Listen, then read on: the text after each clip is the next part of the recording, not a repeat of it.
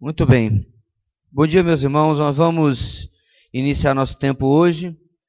Nós estamos com um público menor porque hoje é dia de concurso, né? E em nossa cidade, isso geralmente acontece quando tem concurso, de muita gente está fazendo, muita gente está trabalhando, né? Como fiscal, etc. E aí dá uma esvaziada mesmo, isso é normal, tranquilo.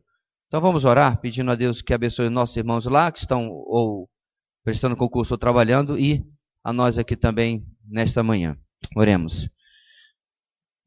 Deus querido, muito obrigado pela possibilidade que temos mais uma vez, mais uma manhã de domingo, de estudar a Tua Palavra. Obrigado porque temos aprendido a cada dia para nossas vidas a sabedoria que vem do Senhor através da Tua revelação. Nesse instante queremos orar pelos nossos irmãos que estão fazendo esta prova, que possas a cada um abençoar, ó Deus, abençoar lembrando aquilo que estudaram, que se prepararam, e também aqueles que estão trabalhando, que possam fazer um trabalho que glorifique o Teu nome, trabalho digno para o qual eles foram contratados. Obrigado, ó Deus, mais uma vez, pela possibilidade de estarmos aqui esta manhã. Abençoa o resto do nosso dia também. Oramos em nome de Jesus. Amém. Muito bem, página número 15, meus amados. Vamos começar esta manhã continuando. Se você der uma olhadinha na página número 10, você vai ver que o nosso tópico é o mordomo fiel. Ou seja, aquele que fielmente administra o que não é seu. Usa-se esse termo porque é isso que significa mordomia, a administração de algo de outros. Estou com a taça chique ali, estou aqui no meu copinho de plástico. A gente já passa para lá. Muito bem. Qual é a sétima característica de um mordomo fiel? O mordomo fiel evita dívidas. Como está sendo pedido, aí tem uma carqueirada de versículos que você já deveria ter lido em casa, para embasar aquilo que nós vamos, inclusive, ver agora. Infelizmente, é incomum as pessoas conterem seu impulso consumista e planejar os seus gastos. Enganados ou incentivados pela propaganda, simplesmente saem comprando e depois é que começam a pensar como é que vão pagar. Acabam comprometendo a sua renda com as dívidas. Adquirem o péssimo hábito da dívida, ou seja, tudo que elas compram a prazo. Então, a questão aqui, meus irmãos, que nós estamos tratando, não é de maneira nenhuma aquela coisa emergencial, ou algo que aconteceu com a sua vida e você não estava esperando. Não, nós estamos falando sobre aquilo que é a dívida assumida através da confusão do quadrinho que está no rodapé da página 14. É desejo ou necessidade. Essa dívida acumulada por causa do desejo de ter alguma coisa, que às vezes é até alguma coisa boa, mas está fora daquilo que eu poderia ter, pelo menos naquele momento da minha vida, ou para alguns de nós, por toda a nossa vida. Hábito da dívida. Primeiro comprar e depois pagar. Gastar o que ainda não ganhou. Você é o famoso pensando, sentindo o cheirinho do omelete e a galinha não colocou nem o ovo ainda, né? Antecipar ou inverter a situação. Olha esses dados aqui, meus irmãos. É possível que chegue a 80% o percentual da população do nosso país que administra o seu dinheiro desta forma e que, por isso, tem de enfrentar os problemas financeiros decorrentes disso. Especialistas financeiros calculam que pelo menos 25% da renda das pessoas que administram o seu dinheiro desta maneira, o equivalente a 3 meses por ano, vai embora através do pagamento de juros. Então, como você bem sabe, nosso país é campeão. Nós somos campeões de um monte de coisa que não presta, né? Porque campeão de coisa que presta faz um tempão que a gente não é. E uma delas é a maior taxa de juros do mundo. Eu já vi diversas tabelas que não tem nem como você comparar. o Brasil deveria dar aula sobre juros. E eu não sou economista, nem filho de economista, então eu tenho dificuldade de entender e de explicar por que que nós temos essa taxa de juros desse tamanho. Porque sempre tem uma explicação desvairada, né, de cara lavada para isso. Mas não adianta nós ficarmos reclamando da situação. Ela é assim. E ela afeta a cada um de nós. Para você ter uma pequena ideia, a sua poupança rende lá 0,6% ao mês. Atrasa uma DARF. Atrasa uma DARF.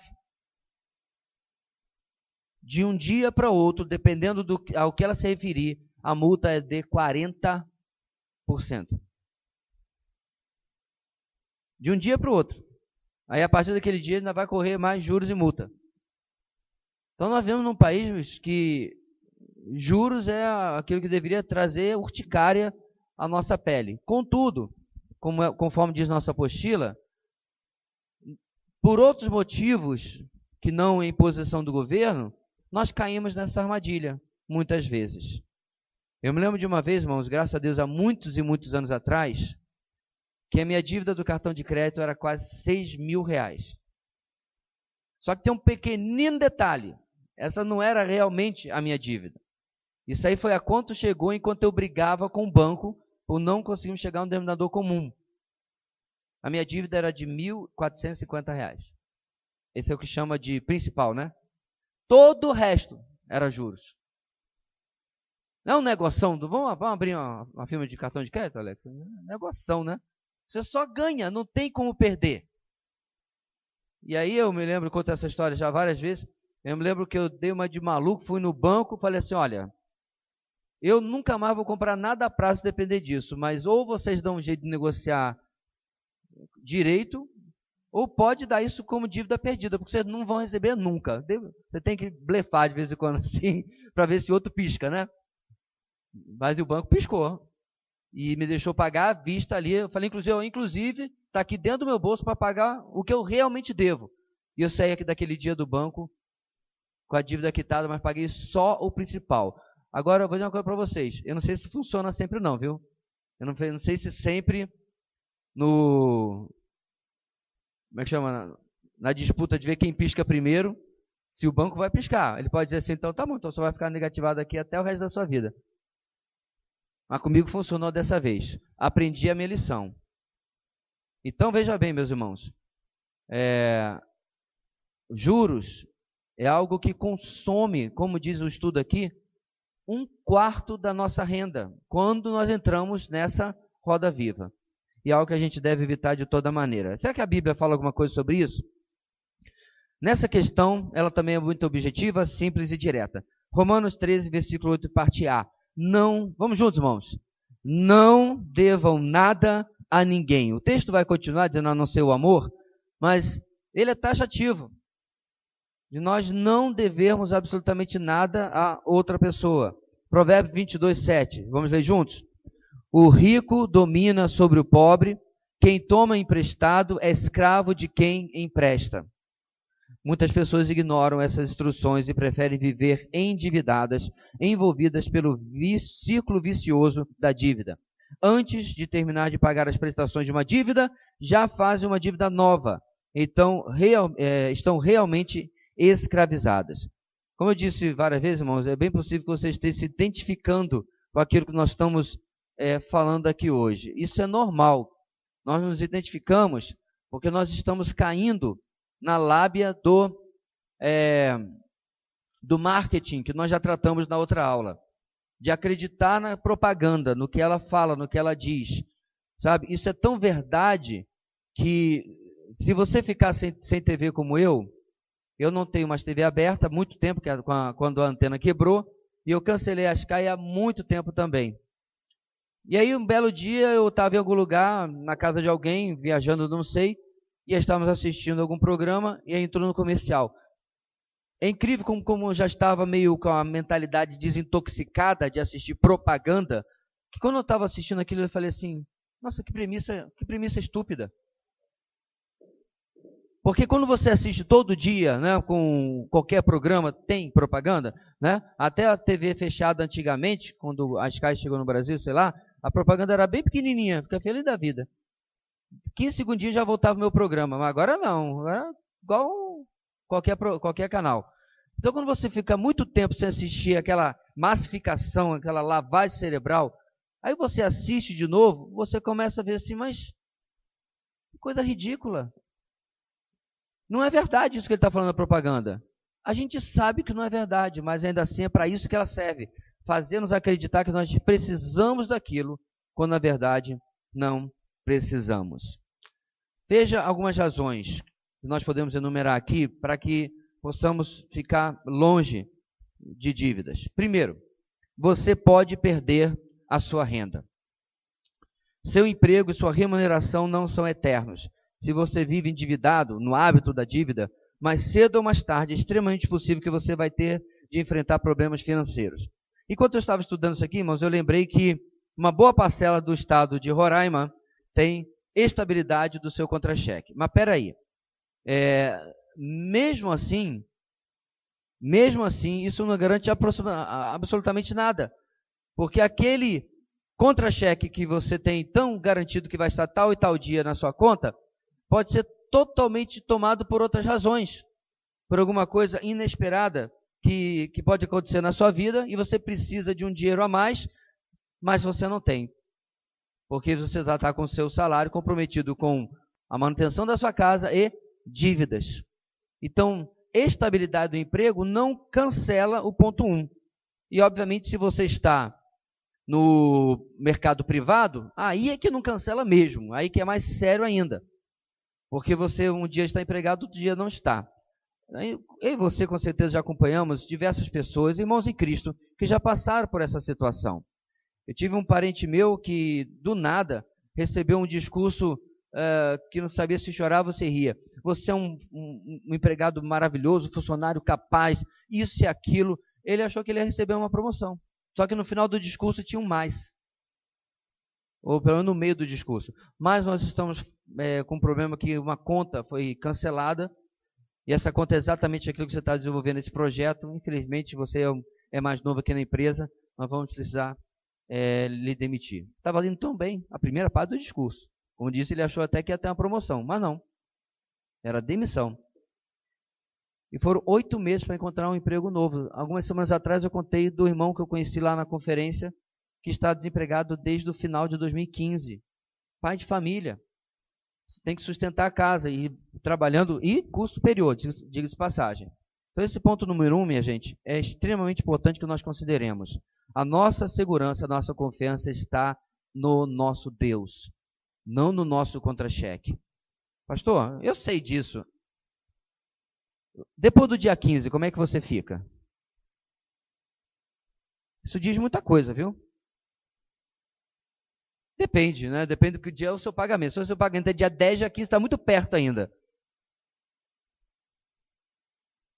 O meu é dia 26, 27. Então dia 15 já está começando a água a subir. Mas como é que você fica? O nível de ansiedade. Isso, meu irmão, fala muito sobre a sua e a minha necessidade desse estudo. De que alguma coisa está fora do lugar. Minha confiança, o meu planejamento, meu contentamento, todas essas coisas nós temos falado nesses dias. Número 2, você pode ficar inadimplente. Se por algum motivo pagamentos forem atrasados e houver inadimplência, o cobrador começa a bater a porta ou o nome do devedor for escrito no cadastro da SPC ou da Serasa, que é o sistema de proteção de crédito. Será que seria possível dormir tranquilo? Será que isso causaria transtornos no lar? Sabemos que problemas relacionados às finanças provocam muitos desentendimentos familiares e estão entre as principais causas de divórcios. Eu me lembro, meus irmãos, que há muitos anos atrás, eu e minha esposa tínhamos um empreendimento e a causa número um do insucesso do nosso empreendimento, eu brincava que era a tia Iná. Conhece a tia Iná? Inadimplência. Porque o camarada comprava carro zero. Ele fazia tudo na vida, mas não pagava bendito do compromisso da conta que tinha conosco. Então isso é típico do brasileiro, de não pagar o essencial e gastar com o supérfluo. Um irmão aqui que tinha um comércio, ele explicou para mim por que à vista e a prazo tinha tamanha diferença de valores. Por exemplo, nós fomos ver agora um equipamento para o som da igreja. A diferença entre a vista e a prazo é de R$450. Vimos agora também ali um material para a estante da nossa biblioteca. A diferença entre a vista e a prazo é 600 e poucos reais. Sabe por quê? Uma das razões principais é inadimplência. Também é entendido porque ele vai pegar dinheiro emprestado para comprar aquele material para vender para ti a prazo. É verdade. Mas a razão principal, segundo os comerciantes, é porque a gente não paga. E o dinheiro dele fica parado na mão dos outros. Então, para um incentivo de você pagar em dia, o preço a prazo é maior e se você atrasar, ainda corre juros em cima daquilo. Então você vê, gente, nós estamos num ciclo maldito aqui, em que a gente paga mais caro, porque o mercado é inadimplente, inclusive nós, e quando a gente não paga, se torna inadimplente, os juros, que é o ponto lá de cima, ataca de novo. Por isso que lá na nossa pesquisa está escrito que 25% às vezes da nossa renda vai embora em juros. E não necessariamente algo que a gente está consumindo de verdade. 3. Os juros são altíssimos, está repetindo o ponto lá de cima. Ao fazer dívidas, você estará pagando juros muito altos. Então, boa parte do seu esforço do trabalho será para pagar juros, ou seja, dinheiro que você está literalmente jogando fora. 4. Dívida é escravidão. Está destacado aí, porque você precisa decorar esse mantra, decorar esse slogan. Dívida é escravidão. O rico domina sobre o pobre, quem toma emprestado é escravo de quem empresta. Nós acabamos de ler Provérbios 22, 7. Minha gente, você pode, é claro, compreender que há alguns pequenos pontos de exceção que nós já tratamos em outras aulas. Mas ainda assim, às vezes, nós temos que começar a examinar se eu realmente preciso entrar nesse nível de dívida ou preciso desse item que vai gerar essa dívida. Mas a grande questão aqui é que toda vez que eu assumo uma dívida, mesmo por necessidade, aquilo precisa estar sendo planejado dentro de um orçamento. Nós falamos disso semana passada, né? Então, por exemplo, um item que é impossível você ficar sem isso na sua casa, a não ser que você queira recorrer a usar um isopor, que é uma geladeira. E a sua geladeira queimou impreterivelmente, não tem jeito, virou peso de papel e não serve para nada, tá? Não tem jeito mesmo. Alguém andou...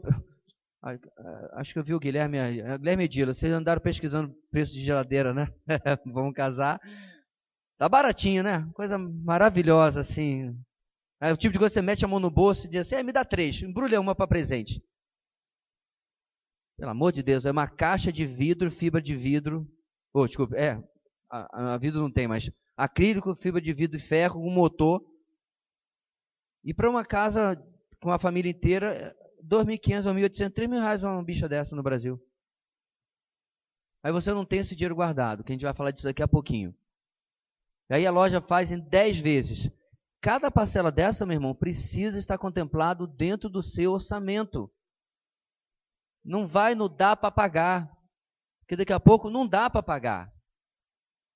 E você está enrolado com uma coisa que você não teve o devido planejamento antes de se meter naquilo lá. Dívida é maldição. Peraí, pastor. Jesus levou na cruz toda a maldição. Calma que a gente vai explicar. Mas é uma lógica de termos. O que não é bênção é...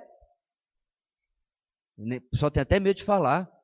O que não é bênção é... Ficou fraco. Ainda está fraco, mas deixa para lá. Deixa eu colocar aqui uma situação, meus irmãos. Ninguém está falando de maldição no termo em que a Bíblia fala sobre o pecado, a condenação. Ninguém está falando disso não, calma. Nós estamos falando no sentido de que se uma coisa nos edifica, nos causa algum bem, é algo bom para nós, ele cai na categoria de bênção, ok? Tá? Mas se alguma coisa nos prejudica de alguma maneira, é o contrário de bênção. E não tem outra palavra no dicionário, não. É maldição, certo? É alguma coisa que causa prejuízo, dano à nossa vida. Nesse ponto, dívida é maldição. Tá? Você já ouviu alguém dizer, por exemplo, como eu sou abençoado, estou cheio de dívidas. Feliz da vida, quero agradecer hoje no culto de oração, porque essa semana eu podia adquirir mais uma dívida. Você não conhece ninguém que fala disso. A dívida aproxima maldições e não bênçãos para a vida de uma pessoa. Quero deixar bem claro que o nosso estudo não está falando nada sobre misticismo, né? O devorador não vai chegar. O devorador já mora aqui dentro da nossa igreja há um tempão. Tem um grilo aqui, desgraçado, que eu não consigo matar, é nunca. Que toda vez que a gente está num culto menor assim, ele fica cantando aqui. O culto, já reparou? Grilinho. Eu sei que o gafanhoto o devorador era um gafanhoto, mas como a gente não tem gafanhoto, cada um caça com o devorador que tem, né? O nosso é um grilinho que fica cantando aqui. Brincadeiras à parte, irmãos, não tem nada de misticismo, de maldição, ou nada disso nesse quinto ponto aqui. É apenas o fato de que prejudica a nossa vida. Você quer se livrar das dívidas? Todo mundo responderia sim. Mas vamos lá. Estude e medite. Vamos abrir, meus irmãos, 2 Reis 4, de 1 a 7. A gente não vai poder, obviamente, ter uma pregação expositiva aqui desse texto inteiro, nem um estudo indutivo completo, mas a partir do princípio que você já leu em casa, já complementamos aqui com o nosso tempo.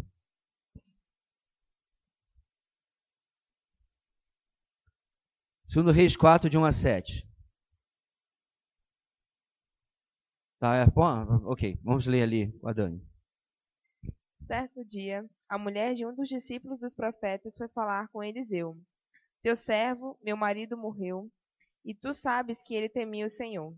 Mas agora veio um credor que está querendo levar meus 2 filhos como escravos. Eliseu perguntou-lhe, como posso ajudá-la? Diga-me o que você tem em casa. E ela respondeu, tua serva não tem nada além de uma vasilha de azeite. Então disse Eliseu, vá pedir emprestadas vasilhas a todos os vizinhos, mas peça muitas. Depois entre em casa com seus filhos e feche a porta.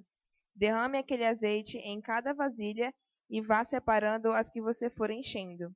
Depois disso ela foi embora, fechou-se em casa com seus filhos e começou a encher as vasilhas que eles lhe traziam. Quando todas as vasilhas estavam cheias, ela disse a um dos filhos, traga-me mais uma. Mas ele respondeu, já acabaram. Então o azeite parou de correr. Ela foi e contou tudo ao homem de Deus, que lhe disse, vá, venda o azeite e pague suas dívidas, e você e seus filhos ainda poderão viver do que sobrar. Então, muita gente pega essa passagem aqui e já faz aquela mensagem toda misticista sobre algum tipo de multiplicação sobrenatural que vai acontecer. Aí o cara sai do culto, passa a semana inteira olhando a conta dele no internet banking e o azeite que está lá continua o mesmo. Não aumentou, né? Muito pelo contrário, ainda caiu umas tarifas bancárias, uma conta que ele esqueceu que tinha botado no crédito automático e o azeite está diminuindo. Passa por cima disso tudo e olha o último versículo. Qual é o conselho que o profeta dá para ela? Venda o azeite e pague suas dívidas. E ainda completa.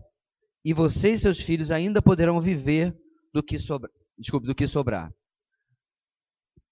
Eu conheço gente que, se tivesse passado por esse milagre, certo? Tinha feito outra coisa completamente diferente. O que você puder pensar. Tinha aberto uma loja de vender azeite. Aí, vender um pouquinho, compraria mais azeite, começado um negócio, mas não teria pago as dívidas. Não, peraí. Se eu posso pagar as dívidas agora com X, deixa eu multiplicar esse X trabalhando aqui para ele aumentar o dinheiro, depois eu volto lá e pago as dívidas e tal. Mas o profeta, o homem de Deus, disse outra coisa completamente diferente para ela. Se livra dessa escravidão. Depois, se Deus quer que você seja uma empreendedora, né? Aí é outra história. Mas para a sua necessidade que Deus está suprindo para que você se livre deste problema. Nossa apostila, inclusive, indica a leitura de 2 capítulos de um livro. Eu não concordo com tudo que está nesse livro, mas eu tenho tentado fazer um contato lá com a editora, porque o problema é que esse livro é vendido junto com um cursinho fechado, né, de finanças bíblicas. E esse cursinho também eu não concordo com tudo, então prefiro fazer o nosso mesmo aqui. Mas se eu conseguir a autorização da editora, eu vou trazer para ser lido pela nossa igreja. Nos 85%, 90% é uma literatura muito boa. Mas ele vai analisar em detalhe exatamente o texto de 2 Reis 4, de 1 a 7, esse livro que está destacado aí. E aí ele vai fazer a propaganda novamente. Não sei se você já teve curiosidade de entrar no site. O site é facílimo, o site está em nosso boletim. Todo o boletim lá no finalzinho tem um conselho sobre a vida financeira, né, e biblicamente falando, e lá está o site, www.ganancia.com.br. Né, muito perspicaz o nome, né, que batizaram o ministério, que batizaram o site, porque parece uma coisa, mas na verdade é outra completamente diferente. É como se curar da ganância, não ser de maneira nenhuma ganancioso. Então, lá tem esse software, esse programinha, né? Alguém me perguntou, pastor, não tem o app? Não, não sei, irmãos. Camarada faz o aplicativo de graça e você ainda quer que ele tenha um app para você botar no celular. Pega o teu computador, baixa o negócio e agradeça a Deus porque o irmão fez de graça, tá?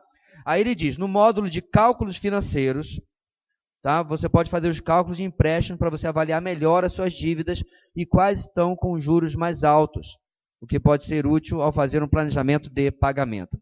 Mas nós já falamos, irmãos, em outras aulas que se você já caiu na ciranda das dívidas e, consequentemente, na ciranda dos juros, certo? Traga, a gente pode até fazer uma cerimônia aqui no início de cada aula. Traga seu cartão de crédito, eu vou trazer a minha tesoura, tem uma tesoura tramontina bem forte, certo? Você corta no meio, corta assim, para fazer uma cruz, porque não tem nada a ver com cruz, não. Não tem jeito, irmãos. Se você não domina esse pedacinho de plástico, você tem que quebrá-lo. Não tem alternativa.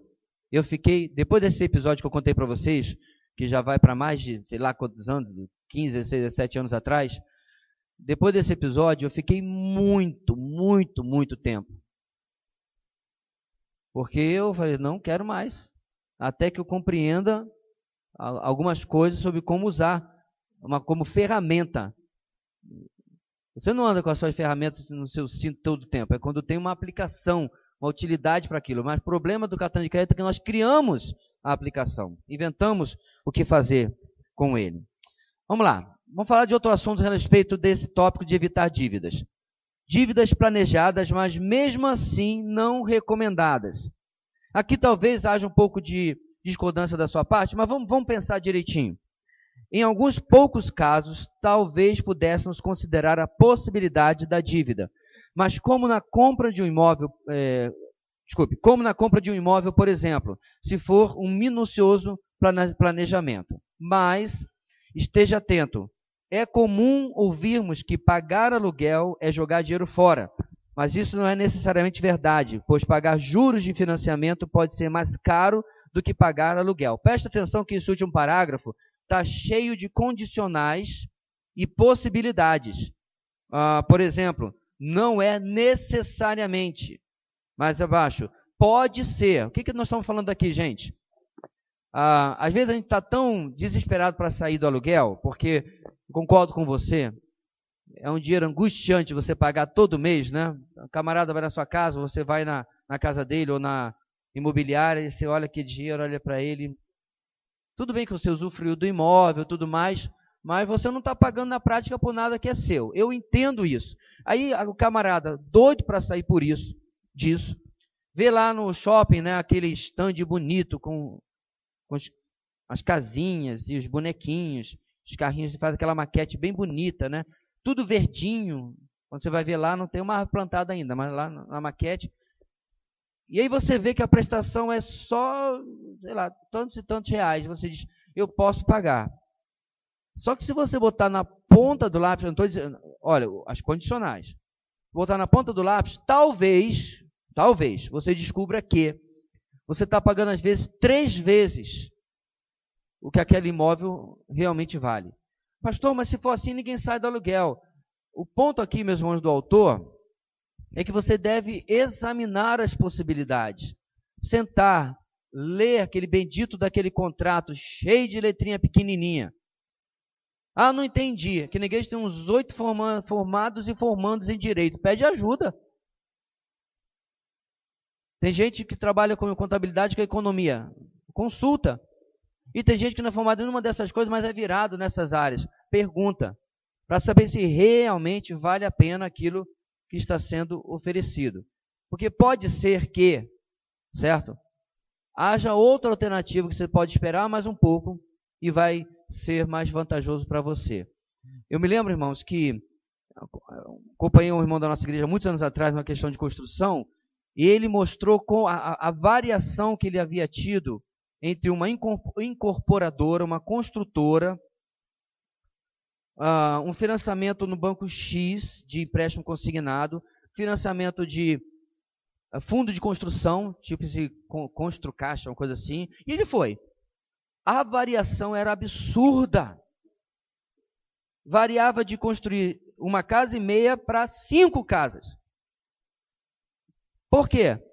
Porque você cai na lábia, né, do vendedor, porque o cara do empréstimo é um vendedor também. Então entenda, a nossa apostila não está dizendo viva para sempre de aluguel. Nossa apostila está dizendo o seguinte: veja se é isso que é melhor. Nos Estados Unidos, você deve ter lembrado disso, foi um ano antes, se não me engano, do Obama assumir, então isso faz 9 anos, mais ou menos. Estourou uma bolha imobiliária. O que é uma bolha imobiliária? A valorização dos imóveis estava de uma maneira completamente especulativa. E se o imóvel valoriza, certo? Quando a pessoa compra, a dívida vai aumentando também. Porque ela vai mudando, às vezes, de estado ou de cidade. E lá é muito mais fácil você vender o seu imóvel financiado e trocar para o financiamento de outro imóvel e assim. Resultado, final das contas, um monte de gente, não estou brincando, um monte de gente morando dentro do carro. Porque o aluguel nos Estados Unidos é um absurdo. Meus pais pagaram, se não me engano, uma faixa quando moravam lá, em um quarto, $500. É um quarto, gente, tá? Um quarto com direito a banheiro. Acabou. $500. Então você vê que quando você vai partir para o... perde a sua casa, vai precisar às vezes de alugar um lugar, dependendo se está empregado ou não está empregado, você não tinha condição. E aí criou-se um problema enorme lá, que eu não sei exatamente nem quanto tempo levou para se resolver. No Brasil, não estamos necessariamente numa bolha desse tamanho, mas há uma valorização dos imóveis de forma absurda. Alguém me falou de um imóvel lá perto do shopping, né, do shopping do Caçaria, eu falei, é só um terreno? É quase o preço da minha casa inteira. Um terreninho.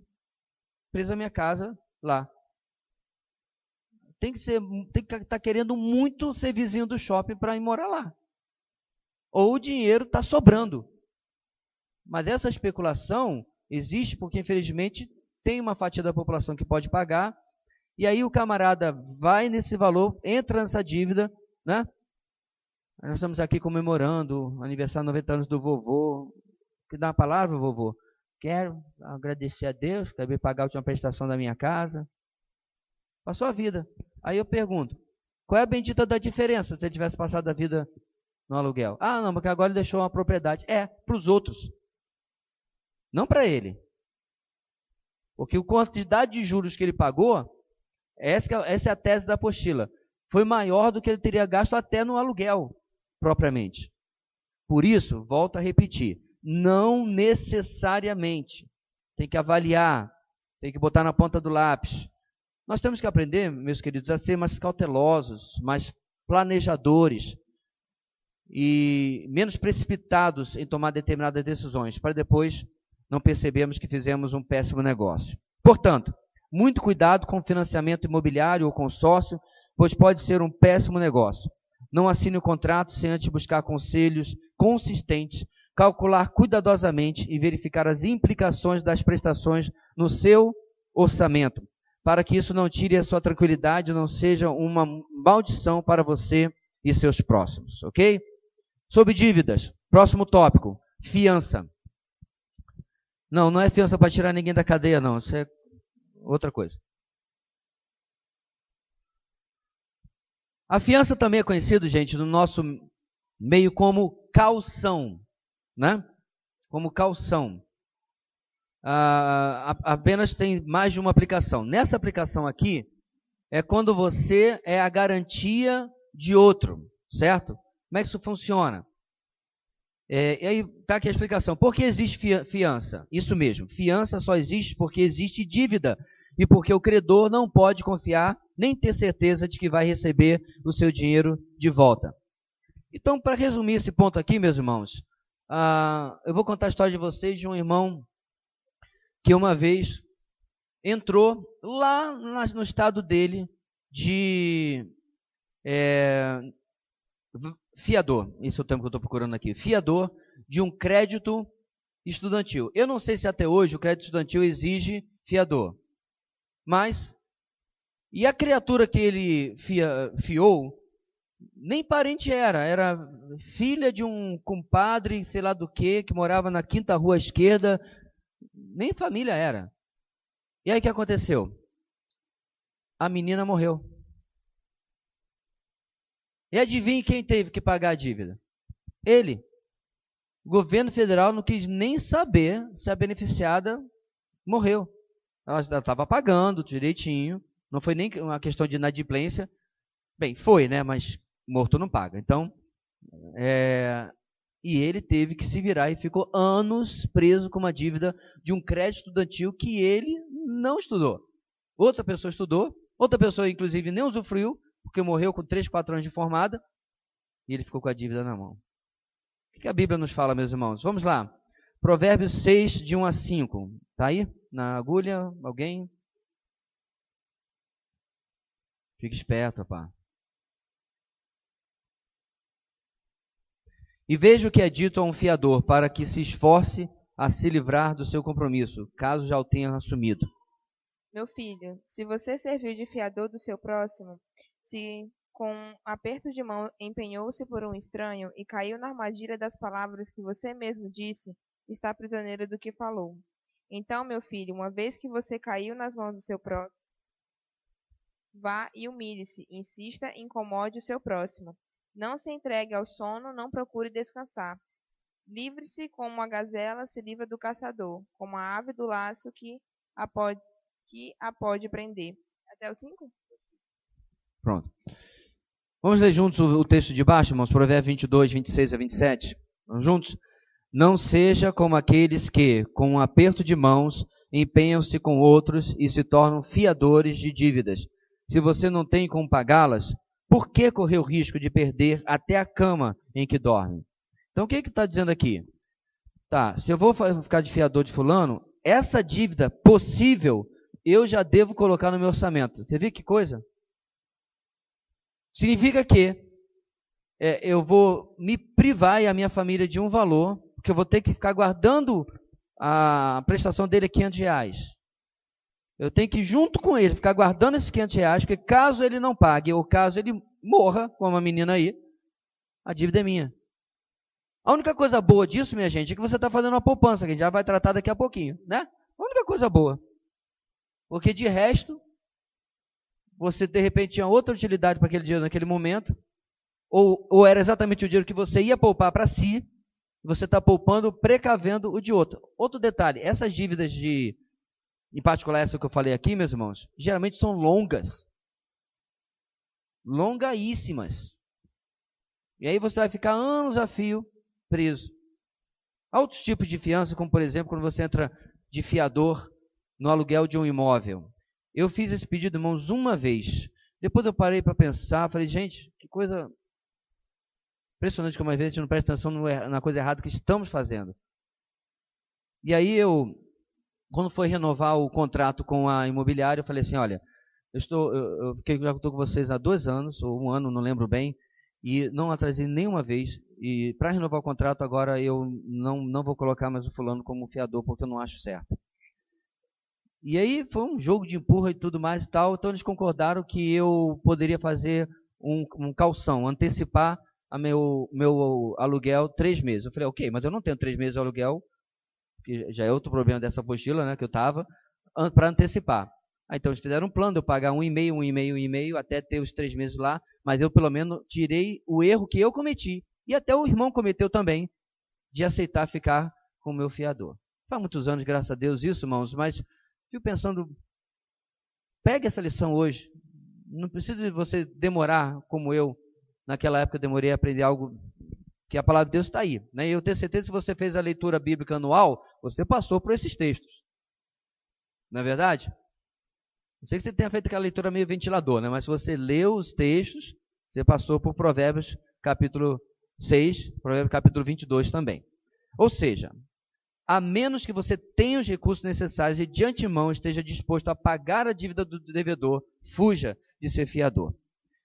Os textos bíblicos acima que falam sobre fiança também têm muito a dizer a quem quer tomar dinheiro emprestado. Se alguém que pensa entrar em dívidas presta atenção a isso, facilmente vai concluir que também não pode ter certeza alguma de que vai conseguir pagá-las. Logo, é muito grande a probabilidade que terá de enfrentar as consequências de problemas financeiros em sua vida. Ponto 8, irmãos. Economiza com prudência. Então, agora nós vamos falar sobre o contrário da dívida, que é o crédito. Mas não crédito no mercado, crédito comigo. E aí estão os textos que vão nos dizer o seguinte: na vida da maioria das pessoas haverá períodos de escassez. Então, o exemplo, por exemplo, de Gênesis, do que é o conselho de José para salvar o Egito dos 7 anos de fome, é perfeito. A diferença é que ali eles sabiam que os 7 anos de fome viriam. É a famosa visão, o famoso sonho do faraó, né? 7 vacas gordas, 7 vacas magras e assim por diante. Os 7 feixes de trigo bonitos e os 7 mirrados e queimados do sol. Ele foi avisado que o tempo das vacas magras, daí vem a expressão, da escassez, vai vir. Então você precisa se preparar. E aí, meus irmãos, cá entre nós, né? O faraó se surpreende com um conselho de José que, digamos assim, não era nenhum Nobel de economia. Guarde 1/5 do que você ganha. Nunca ninguém na história da humanidade pensou num negócio desse. É claro que o faraó estava impressionado também com a interpretação dele, mas o conselho dele, porque ele deu o conselho porque o faraó pergunta, o que faremos? Perdidinho esse administrador público aí, né? Isso que dá, ficar herdando as coisas sem ter feito nenhum curso, nenhum concurso. Mas, enfim. Então, como é que eu tenho uma vida precavida em relação a isso? Economizar com prudência. Na vida da maioria das pessoas vai haver escassez, por isso é sábio economizar em tempos de fartura. Pastor, quando é que chega meu tempo de fartura? Boa pergunta, né? Vamos lá, irmãos. De novo, a gente pensa em tempo de fartura, em um tempo que você vai ter muito dinheiro. O que a gente está aprendendo aqui desde o primeiro estudo? Você tem exatamente aquilo que Deus deseja que você tenha. A fartura de Deus para a sua vida é esse salário que você tem hoje. Para todo sempre, amém? Não sei. Pode ser mais. Pode ser menos. Mas essa é a situação de fartura que Deus tem dado à sua vida hoje. E, meus irmãos, por mais que seja difícil nós concebermos tal coisa, é dentro dessa realidade que a atitude de sabedoria é guardar alguma coisa, economizar para uma necessidade. Caso contrário, nós vamos ser sempre surpreendidos. Vamos ler juntos Provérbios 21:20, está dentro da caixa em negrito aí. Vamos lá? Na casa do sábio há comida e azeite armazenados, mas o tolo devora tudo o que pode. Alguém se identificando? Não precisa levantar a mão, não. Devora tudo o que pode. Você vai viajar de férias. Você volta kits ou endividado? Você tem direito a viajar de férias e viajar bem. Mas o que você não pode viajar, se endividar. Falei, não, depois a gente trabalha para pagar. A vida não funciona assim, o problema não deveria funcionar. O ponto número 8 está dizendo o contrário. Eu economizo e aí eu viajo de férias. Até porque as férias não caem naquelas categorias que a gente está falando de coisas que às vezes a gente tem que comprar a longo prazo, como uma casa, né? Como um transporte, que pode ser uma dívida controlada dentro do meu orçamento. Até porque pouca gente se controla em férias. E aí volta com uma dívida astronômica. E agora bora trabalhar para pagar. Gente, eu já vi tanta gente falar isso. E aí, como é que foi a viagem? Foi ótimo. Maravilhoso. Agora tem que trabalhar para pagar a viagem. Eu falei, poxa, as fotos da viagem desbotam diante de uma palavra dessa, né? Em vez de ficar lembrando das boas coisas que aconteceu, vai ficar lamentando agora, porque lembre-se, no Brasil, de 3 a 4 meses você trabalha só para pagar imposto. De sobrar outros 8, 9 meses então para pagar as dívidas das férias. Até tu te recuperares, aí né, passou-se um ano da sua vida ou mais. Complicado. Os especialistas financeiros aconselham a manter uma economia no valor equivalente, presta atenção, de 3 a 6 vezes os gastos mensais. Está fazendo as contas aí? De 3 a 6 vezes os gastos mensais. Por exemplo, se uma família gasta em torno de R$ 1.500 por mês, pagando as despesas normais, o conselho é manter uma poupança de R$ 4.500 a R$ 9.000 lá, paradinha, rendendo aquela fortuna absurda da poupança, né? 0,5%, 0,6%, né? Muitão. Mas por que isso? Fato real. Conhecido meu ficou desempregado, certo? O que eles fizeram? Primeira providência. Eles enxugaram a máquina. Corta Sky, corta não sei o que, corta isso, corta aquilo, corta Netflix, corta os pulsos. Não, os pulsos não. Sai cortando. Né? Era pizza todo fim de semana, não é mais. Saiu cortando, cortando, cortando. Porque eles viram quanto eles tinham na poupança. Tá? E aí calcularam que dá para ficar 4 a 5 meses no mesmo ritmo. Cortando tudo isso, eles esticaram para mais tempo. E eles levaram 7 meses para conseguir. Ele levou 7 meses para conseguir um outro emprego. Então você vê, gente, a apostila não está trabalhando nas hipóteses absurdas. Isso realmente acontece. E aqui de novo vai o alerta. Se você é funcionário público, não fique se garantindo, porque há outros meios da sua renda diminuir, desaparecer ou sei lá o quê. Ou você nunca ouviu falar sobre, por exemplo, privatização? O governo dá uma canetada, meu querido. Hoje você é funcionário público, amanhã você não é. Leis existem para ser cumpridas, mas para ser alteradas também. E aí ele altera, e aquela pessoa que ia se aposentar já estava até pensando na casinha à beira do igarapé, tem mais 10 anos para trabalhar, porque a lei foi alterada. Nós não podemos ficar botando a nossa confiança, meus irmãos, o meu ponto é esse, nas situações do meu emprego. Eu devo ouvir bons conselhos, como a palavra de Deus nos dá, nessa área tão material, né? Tão materialista, mas para que eu possa viver uma vida equilibrada, baseada no conselho de Deus, na sabedoria de Deus e não confiando em mim mesmo. Alguém uma vez perguntou, eu disse assim, olha, eu sei por que Deus não me faz rico. Porque Deus não dá asa à cobra. Conhece esse ditado? Não ia prestar. Minha confiança, minha dependência do meu Deus não seria a mesma coisa. Você se identifica com esse testemunho? Portanto, Ele quer que nós usemos da sabedoria dele para dentro da nossa renda, cuidar de maneira sábia. Pelo menos isso significa que se houver algum problema com o desemprego, por exemplo, essa família estaria suprida pelos próximos 3 a 6 meses e teria tempo de buscar outro trabalho sem desespero.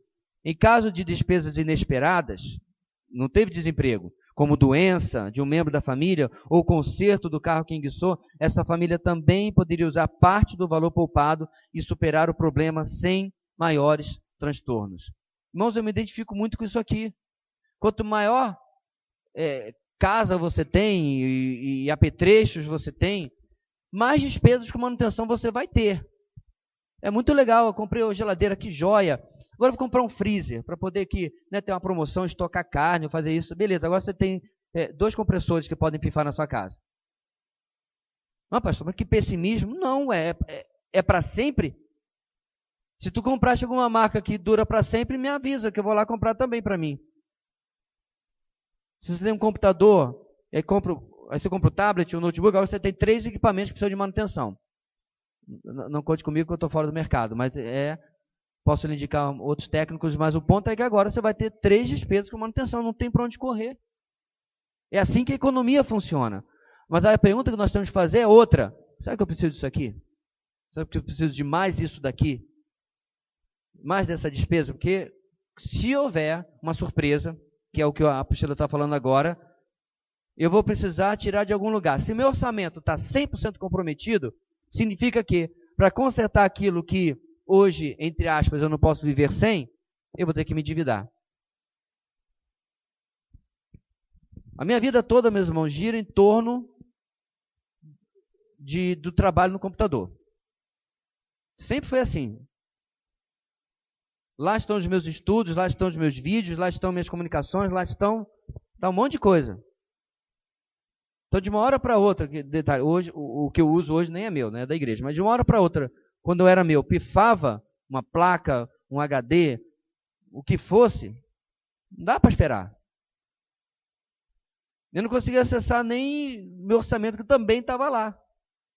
Eu não estou exagerando, eu tenho perda de caligrafia, portanto que eu uso teclado há tantos e tantos anos. Eu cheguei ao ponto, quando eu era mais novo, que eu tinha que sair, eu digitava, volto já, imprimia e botava na porta.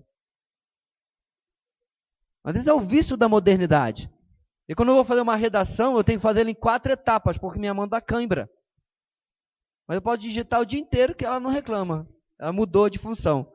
Meu ponto aqui é que existem coisas na sua vida que fica difícil você fazer as tarefas que você tem que fazer sem elas. O seu transporte, você vive numa cidade que andar de ônibus é uma aventura. De paciência. 1 hora e meia para passar um ônibus. Eu lembro quando nós chegamos no Rio de Janeiro, nós fomos para o ponto de ônibus, recém-casado. Aí lá, daqui a pouco, dispara a minha esposa, parecendo o Usain Bolt. Aí eu já achei que era assalto, né? Estamos no Rio. Aí daqui a pouco, quando eu consegui alcançá-la, lá no ponto de ônibus, eu falei, o que houve? O ônibus, você não viu o ônibus? Eu falei, tudo bem, qual o problema? Nós perdemos chegar atrasado na igreja. Eu falei, Leila, olha para trás. Vinha 4. De linhas diferentes, mas que faziam o mesmo trajeto para nos levar para o mesmo lugar. Aí que ela me explicou como era a realidade aqui. E que era pior, ainda pior. Eu cheguei a esperar, gente, 2 horas e 30 minutos por um ônibus nessa cidade, quando eu cheguei aqui há 20 e tantos anos atrás. Então, concordo. Ficar sem transporte aqui é muito ruim. Tá, aí teu carro bate motor. Tu resolve como? Não, meu carro novo não bate motor. Deixa romper a correia dentada para você ver se não bate motor. Você está entendendo, meus irmãos, o ponto da apostila aqui? Nós nos endividamos, uma coisa está ligada à outra, porque não temos reserva. E não temos reserva porque nos endividamos, porque os juros comem aquilo que nós poderíamos poupar, poderíamos guardar. Aí, de novo, ele vai trazer aqui a propagandazinha do software dele. Está aí, você pode ler o parágrafo depois, né? De como você pode calcular empréstimo e poupança e comparar. Essa caixa de baixo. Hábitos da poupança igual economizar. Está fazendo contraste com os hábitos da dívida. Primeiro economizar, depois comprar. Gastar menos do que ganha.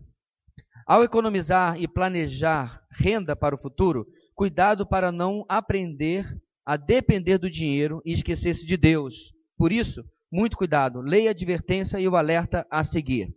Olha a advertência. Então, os textos aí que eu tenho certeza que você leu em casa, amém?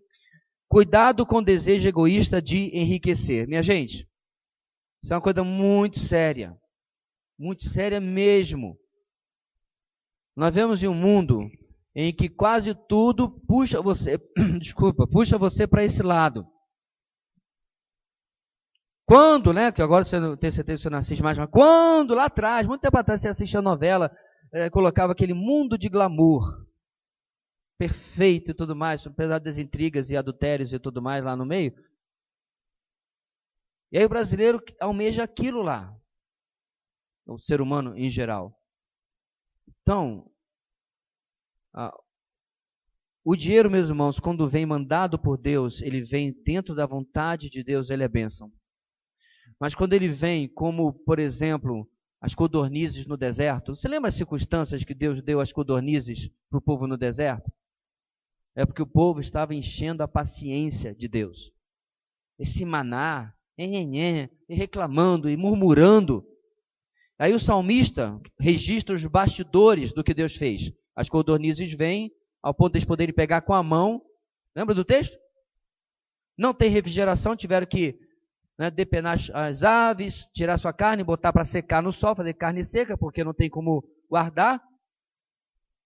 E aí o texto do Salmo diz, lhes deu carne para comer, mas isso transformou para eles em amargura. Porque diz o texto do Salmo, eles comeram até sair pelo nariz. É aquela pessoa que almeja alguma coisa por objetivo egoísta e não para a glória de Deus. Aí está a advertência. Cuidado com o desejo egoísta de enriquecer. Qual é o alerta? Não ponha a sua segurança na sua poupança. Aprenda a depender de Deus. Gente, isso é outra coisa muito séria. Não precisa levantar a mão, que obviamente o nosso objetivo aqui não é se expor. Mas se você já está seguindo esse conselho, que bom, há muito tempo, e você tem uma boa grana na poupança, como é que seu coração lida com isso? Você vê como é complicado, irmãos? A gente é uma criatura tão defeituosa que até aquilo que foi feito para o nosso bem, a gente transforma em ídolo. É sobre isso que esse último ponto está falando aqui. Ah, tudo bem. Aconteceu algum imprevisto, minha poupança é meu pastor, nada me faltará. Até tal valor eu estou coberto. Será que nós temos agido com as bênçãos de Deus nessa área material financeira de uma maneira bastante equivocada? Tirando de Deus o lugar e colocando a bênção. Aí você deve estar pensando assim, então por isso que eu não quero ter poupança. Aí você está indo para o outro lado. Que é o contrário que nós estamos aprendendo aqui. O ponto, meus irmãos, é que eu preciso fazer algo, mas eu não posso deixar que aquilo se transforme em a dependência da minha vida. Preste bem atenção. Tirando, se você não tiver uma imagem de Baal ou de Astarote em casa, isso acontece com qualquer coisa. Você ralou, trabalhou, botou quase junto com o pedreiro, tijolo por tijolo, construiu a sua casa ou comprou a sua casa, pouco importa. Meu querido, aquela casa passar a ser um ídolo para você é um perigo real. Seu emprego, seu cônjuge, seus filhos. Nós temos, o Romanos 1 vai falar sobre isso, o péssimo hábito de transformar, de adorar a criatura e não o Criador. De adorar a bênção e não o abençoador. E nós precisamos colocar o nosso coração em xeque constantemente a respeito desse perigo. Alguma pergunta, irmãos, antes de passarmos para o ponto 9? Ou os perguntadores estão lá no concurso, ou o pessoal está muito calado. Não? Então tá bom. Para alguns eu quero dar a seguinte dica. Estude a apostila durante a semana com mais detalhes. Eu creio que vão aparecer mais perguntas. Talvez você está com uma pergunta agora, por exemplo, se eu tivesse lido esses versículos aqui em cima, talvez eu já tivesse a resposta. Pode ser. Pode ser. Ponto 9. Contribui generosamente. Eita ferro. Vamos lá, 1 Timóteo 6,18, juntos? pratiquem o bem, sejam ricos em boas obras, generosos e prontos a repartir. A questão de contribuição é sempre polêmica, especialmente para aqueles que anseiam a prosperidade material, ou seja, seu coração está nas riquezas. E para os que não conseguem compreender a bênção que é viver uma vida altruísta na perspectiva eterna do reino de Deus. A seguir, algumas diretrizes que podem auxiliar na compreensão deste importantíssimo tópico de finanças na perspectiva bíblica. Antes disso, irmãos, vamos lá. Nós vivemos hoje em dois extremos. Tem a igreja, onde você é espremido até sair mais do que o suco, até sair o sangue, para dar além daquilo que você pode, não é nem do que deve, nem do que você pode. E aí inventam as coisas mais absurdas do mundo, a teologia da prosperidade é uma. Outro dia eu falei sobre esse negócio das primícias que alguém já inventou, eu nem sabia que isso estava há tanto tempo rolando por aí, em que, além da sua oferta, do seu dízimo, ofertou para tudo. Mas não se esqueça que você tem que ofertar para o pastor. Primícias é do sacerdote. Irmãos, há tanta coisa errada nisso daí, que eu não sei nem por onde começar. Os adolescentes dessa igreja olham para isso aí e dizem assim, isso não está na Bíblia não. Mas em muita igreja o pessoal está sendo enganado exatamente por causa disso. Aí é um extremo, certo? Vamos para o outro. O outro extremo, irmãos, é não compreendemos em absoluto de que Deus tem me dado recursos também para investir na vida de outras pessoas. Quer seja ajudando necessitados e quer seja sustentando a obra de Deus.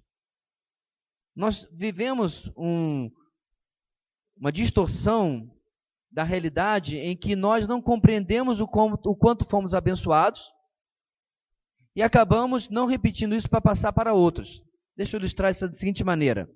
Quando você está lá no seminário, pelo menos na época que eu estudava, nós tínhamos o curso de 1, 3 e 5 anos. Né? Quando você termina o curso de 1 ano, uma vez que vários dos seus colegas vão embora, nós temos uma formatura. Ok? E a formatura é no começo do ano seguinte. Se eu não me engano, é verdade. Então você fez o curso neste ano, no começo do ano seguinte vai ter a formatura desse primeiro ano. E quem trabalha na formatura desse primeiro ano é o pessoal do primeiro ano daquele ano, são os calouros. Porque no ano seguinte alguém vai retribuir o favor. Os próximos calouros do outro ano vão fazer a mesma coisa. Qual é o meu ponto aqui? Aí você chegou nessa igreja, você ouviu o evangelho e você se converteu. Como que você fez isso? Claro, alguém abriu a boca e pregou o evangelho. Mas para pensar. Você só pôde ouvir o evangelho porque alguém sustentou essa igreja até aquele momento. No caso, quer dizer que porque alguém fizeram isso. Pessoas mantiveram o ministério, equiparam o que você está vendo aqui. Se aconteceu, não aqui, mas alguém se converteu no campo missionário, aconteceu porque esta e outras igrejas estão mantendo o missionário no campo lá. Ok? E nós, meus irmãos, só temos o que nós temos hoje também porque alguém, 130, 140 anos atrás, chamou um missionário que ia entrar num vapor, num navio, e disse para ele, eu soube que você está indo para o Brasil plantar a igreja e pregar o evangelho. É verdade. Então eu trouxe uma oferta para você poder se manter lá. Você consegue entender isso? Que ele não veio, o missionário americano, inglês, alemão, que trouxeram o evangelho para o Brasil, tal e qual nós estamos fazendo hoje com outras nações, ele não veio viver de brisa. Ele foi sustentado por alguém. Faz sentido para você? Não é difícil, né? É óbvio. Aí hoje, irmãos,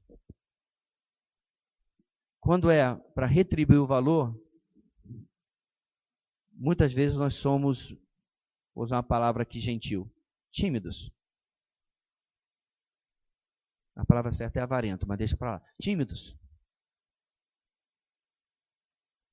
Porque tudo mais tem prioridade. E o mordomo fiel contribui generosamente. Como é que isso funciona? Primeiro, Perguntas relacionadas ao ato de contribuir. Deixa suas Bíblias aí, mais de uma pessoa bem apóstolos aí, que a gente tem alguns textos que a gente precisa ler. Devo dar o dízimo sobre meus rendimentos brutos ou líquidos? 2. Onde devo entregar os 10%? Por que 10%? Devo dar o dízimo se estiver profundamente endividado e sem poder pagar os credores no prazo?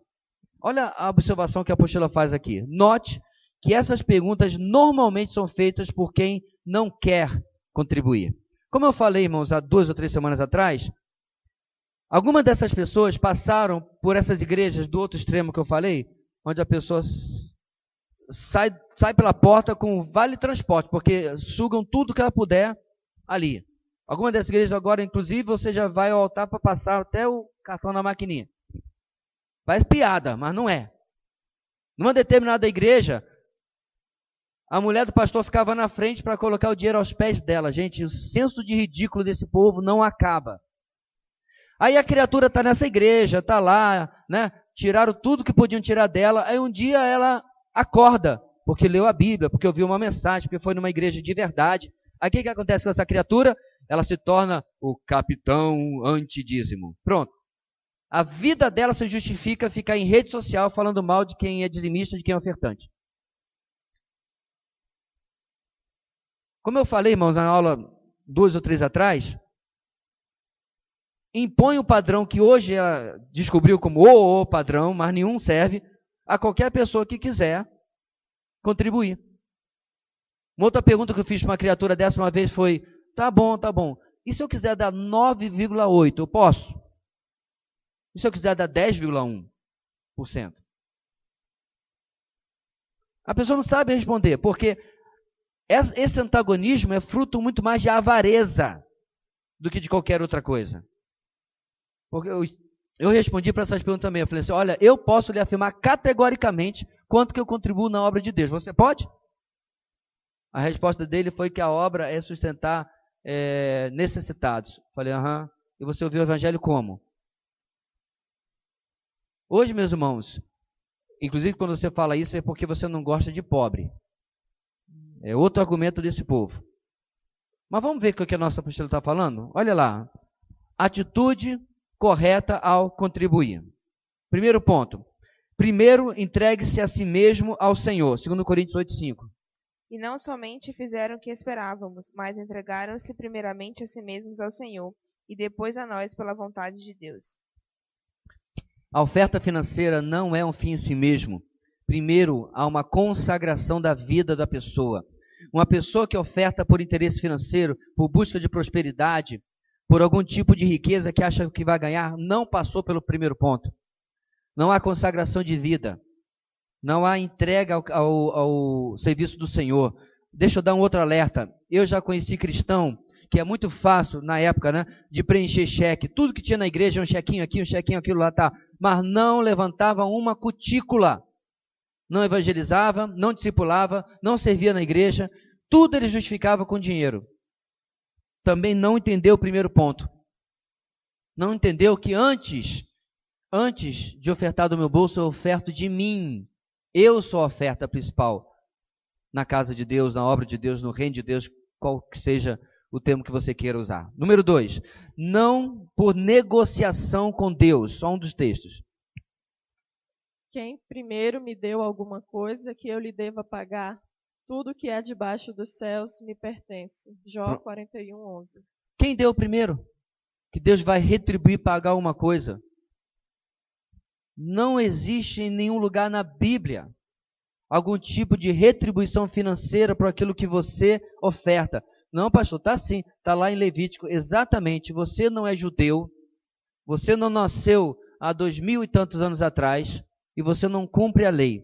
Simples assim. O que eu acho engraçado de quem pega esses textos, irmãos, é que não pega o resto dos textos.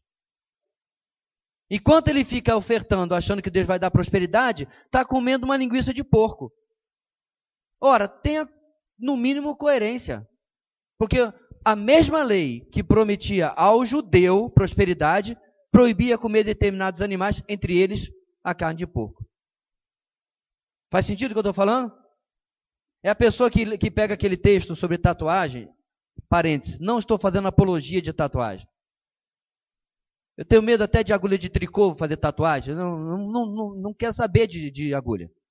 Mas o mesmo texto que o pessoal pega lá em Levítico, não marque seus corpos, tarará, tarará, ele continua. O resto do texto, e antes do texto, ninguém quer saber. Mas quer obedecer aquele detalhezinho ali. Você vê, meus irmãos, como que nós vemos uma geração, nosso principal problema é o analfabetismo bíblico. Aí, a pessoa pega texto fora de contexto e acha que porque deu 10 reais, Deus vai dar 100, deu 100, Deus vai dar 1000. Esse é um extremo. Também tem esse outro extremo que diz, Deus não precisa de nada. Claro que ele não precisa de nada. Eu que preciso. Você que precisa. Nós não ofertamos porque Deus precisa de alguma coisa. George Miller, o tremendo homem de Deus que criou tantos orfanatos na Inglaterra no século XIX, contemporâneo de Spurgeon, de J.C. Ryle e outros, inúmeros testemunhos de que quando os cristãos falhavam, Deus não falhava. Qual é essa história de quando eles sentaram para agradecer pelo café da manhã no orfanato e não tinha nada na frente? Quando eles terminaram de orar com as crianças, bateram na porta. Numa época que não tinha refrigeração, o caminhão do leite quebrou o eixo da carroça do leite, quebrou o eixo na frente da porta do orfanato de George Miller. E aí o leiteiro falou assim, reverendo, o caminhão quebrou aqui, eu não vou conseguir fazer as minhas entregas e o leite vai azedar. Você tem utilidade para tantos litros de leite? Então, meu irmão, não se preocupe. Se a avareza fizer você falhar com a obra de Deus, Deus não falha com a sua obra. A obra de Deus, feita do jeito de Deus, sempre tem os recursos de Deus. Não há como isso ser de outra forma. 3. Sem avareza. 2 Coríntios 9:5. Assim, achei necessário recomendar que os irmãos os visitem antes e concluam os preparativos para a contribuição que vocês prometeram. Então ela estará pronta como oferta generosa e não como algo dado com avareza. 4. Por obediência. Tragam o dízimo todo ao depósito do templo, para que haja alimento em minha casa. Ponham-me à prova, diz o Senhor dos Exércitos, e vejam se não vou abrir as comportas do céu e derramar sobre vocês tantas bênçãos que nem terão onde guardá-las. Malaquias 3:10. Malaquias 3:10. Sempre vale a ressalva, irmãos, nós temos a pregação de Malaquias todinha no canal, lá do YouTube, você pode assistir, que você e eu não falamos sobre dízimo por causa de Malaquias 3:10. Apesar do texto estar sendo citado, quero fazer bastante essa ressalva. Nós não estamos debaixo da lei. Porém, se você fez a sua leitura da Bíblia toda, você vai descobrir que a primeira ocorrência da prática e da palavra de dízimo não está na lei. Não está em Êxodo em diante. Está em Gênesis. Em Gênesis, Abraão estabelece o dízimo como um princípio válido de oferta. Pastor, se eu der 9,3, vai cair um raio do céu na minha cabeça? Esse é o problema, irmãos. Nós trabalhamos com Deus em um sistema de punição e recompensa. Aí é que está a distorção do ensino. Eu não acredito que se você der 9,3 vai cair um raio do céu, como também não acredito que se você der 10,5 ou 11, Deus vai dizer assim, nossa, não tem ninguém como esse filho aqui, olha. Tá todo mundo dá só 10, ó. Outros inclusive não dão 10, fica na rede social de mimimi, mas ele dá 11%. Não há base neotestamentária para tal pensamento, isso é avareza, mesmo de quem contribui. Nós temos que parar, meus irmãos, definitivamente com o sistema de troca com Deus. Nós ofertamos, quer chamar de dízimo, oferta de 10%, oferta de 9%, de 11%, de 30%, de 1%, por gratidão. Não há absolutamente mais nada. Nada. E o que ofertamos, à luz de Crônicas 29, nós te damos o que das tuas mãos recebemos. Deus nos abençoa, Deus abre as portas, Deus nos faz passar naquele concurso, naquela entrevista de emprego. E aí, por gratidão a Deus, nós ofertamos. Gratidão pelas testemunhas que vieram antes de nós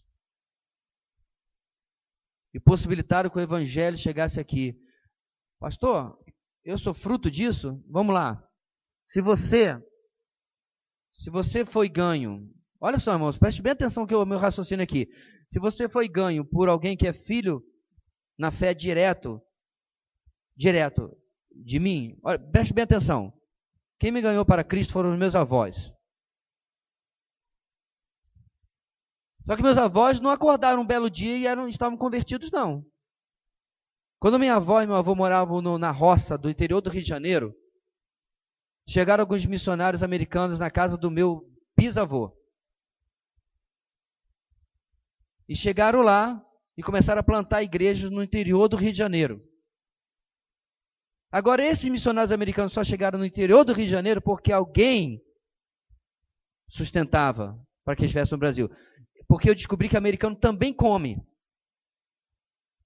E tem que comprar remédio, tem que se vestir. Olha só. Que loucura. Ele não veio de outro planeta. É um ser humano como qualquer outro. Não é porque americano que é especial, não. Ele nem deixa de ser melhor ou pior.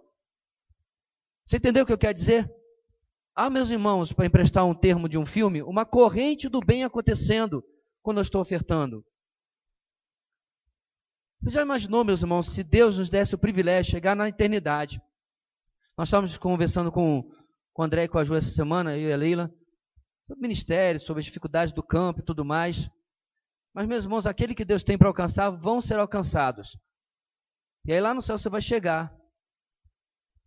E aí você vai, não sei se a gente vai ter algum tipo de traço étnico lá, mas enfim. Você vai descobrir lá aquele irmão, Yanomami. Já sabe onde eu vou chegar, né? Você nunca entrou no avião, aparentemente nem eu agora vou entrar mais, mas cancelaram o voo. Você nunca entrou no avião, você nunca passou lá pelas situações que eles estão passando. Mas numa pequeníssima parte, você contribuiu. Compreenda, meu irmão, eu não estou falando de ficção, na história da carochinha. Esses são os fatos da vida e da vida eterna. Aquilo que nós contribuímos na obra, meu irmão, repercute em vidas. Você não está numa igreja que prega prosperidade. Eu assustei uma vez um ateu quando eu disse para ele que eu não tinha a mínima ideia de quanto a nossa igreja arrecadava. Hoje eu sei porque tem o WhatsApp do financeiro, né? E os tesoureiros colocam lá as entradas, não nomes. Não é da minha conta se você é fiel ou não. Isso é com você e Deus. Mas na época eu nem sabia. Faz uns 6, 7 anos que o ateu me perguntou. Eu falei, como assim o senhor não sabe? O senhor não administra a sua igreja? Eu falei, não, eu pastoreio a minha igreja. Tem um tesoureiro muito capaz, inclusive na época era até formado na área, que faz muito melhor do que eu poderia fazer. Vou cuidar disso para quê? Porque infelizmente, meus amados, o que está no imaginário popular hoje é a tranqueira de grupo que existe para tudo quanto é lado, que explora as pessoas e, pior ainda, que eu acho mais maligno, explora especialmente os que menos têm. A coisa mais difícil do mundo é você encontrar numa Universal, numa Mundial, numa Graça, numa dessas igrejas, como diz o que é, de 5 nomes, você encontrar um pobre. Ou, desculpe, você encontrar um rico. Tem, mas é raro, não é verdade? Fiz a minha demografia correta? São os mais carentes. Espremem até não sair mais nada, prometendo mundos e fundos. A teologia da prosperidade enriquece, gente? Enriquece. O líder. Porque pastor não é não. Enriquece o líder. Tem um camarada aqui que era da denominação batista. Aí largou a denominação, abriu sua própria igreja. Infelizmente não largou o nome, porque ele não tem direito a esse nome. Que de batista não tem nada. E quando ele estava na Batista, carrinho normal, tudo mais. Agora só anda de picape último tipo, SW4. A teologia da prosperidade funciona. O picareta enriquece. Agora, quando, irmãos, nós estamos fazendo as coisas dentro de toda uma normalidade, essa semana, inclusive, a reunião, a tesouraria e a comissão de exame de contas se reuniram para averiguar se cada coisa foi comprada com transparência, com a prestação de contas, se está tudo sendo pago direitinho, se nada está sendo feito com desmando, se por acaso o pastor pegou algum dinheiro para pagar um jatinho dele. E até agora, contas aprovadas com louvor, é ou não é? Porque quando se trabalha com seriedade, meus irmãos, e sabemos que os bens e o dinheiro são de Deus, é assim que a gente faz. Continuando. Número 5, sem hipocrisia. Ai de vocês, mestres da lei e fariseus hipócritas, vocês dão o dízimo da hortelã, do endro e do cominho, mas têm negligenciado os preceitos mais importantes da lei, a justiça, a misericórdia e a fidelidade. Vocês devem praticar estas coisas sem omitir aquelas. Mateus 23, 23. O que Jesus está falando aqui? Meu irmão, pouco importa para Deus se você é dizimista, mas vive uma vida dissoluta. Pouco importa para Deus se você é um ofertante bruto, sabe? Mas vive uma vida carnal, uma vida hipócrita. Qual é o primeiro número lá? Número 1. Primeiro, entregar-se a si mesmo ao Senhor. A oferta em dinheiro vem depois da oferta pessoal. A oferta em dinheiro, ela até, de certa forma, uma alegoria, um simbolismo. Ou deveria ser. De que eu estou ofertando algo que eu já me ofertei. O paralelo aqui, meus irmãos, é com a oferta do Antigo Testamento. O animal simbolizava a morte espiritual que eu estava experimentando por causa do meu pecado. A oferta precisa ser da mesma maneira. Onde nós paramos? 6, né? 6. Não para ser visto pelos homens. Não pode tirar selfie, não. Mateus 6. Tenham cuidado de não praticar suas obras de justiça diante dos outros para serem vistos por eles. Se fizerem isso, vocês não terão nenhuma recompensa do Pai Celestial. Portanto, quando você der a esmola, não anuncie isso com trombetas, como fazem os hipócritas nas sinagogas e nas ruas, a fim de serem honrados pelos outros. Eu garanto que eles já receberam a sua plena recompensa. Irmãos, o de selfie é engraçado, né? Já viu o pessoal que tira selfie orando? É o fim da picada. E põe na rede social. Complicado, né? Eu não estou falando assim, você tirou a foto dos irmãos orando, aí botou na... Não, o cara...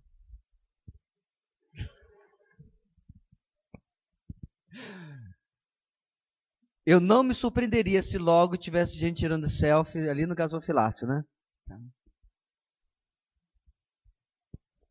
Não me surpreenderia. Na verdade, não me surpreendo com mais nada. Não para ser visto pelos homens. Irmãos, as igrejas de muito, muito tempo atrás tinham um hábito péssimo. Vinha uma folha enorme, tipo A3, né? Acho que era até mais que A3, era A2, bem grandona assim. E aí você tinha os passos do nome e os meses do ano, né?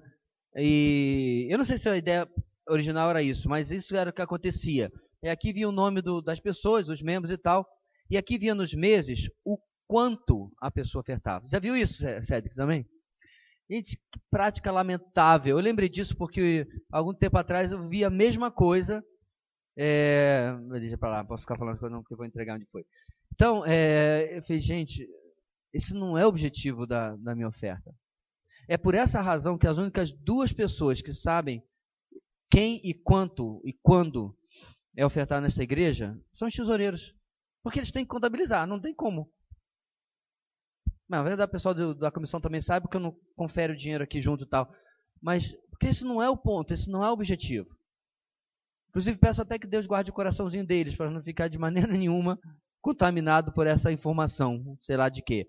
Mas é ossos do ofício, né? Alguém tem que fazer isso. Ainda não inventaram uma máquina de contar dinheiro desse jeito, para poder dizer o que foi para o quê e tal, assim por diante.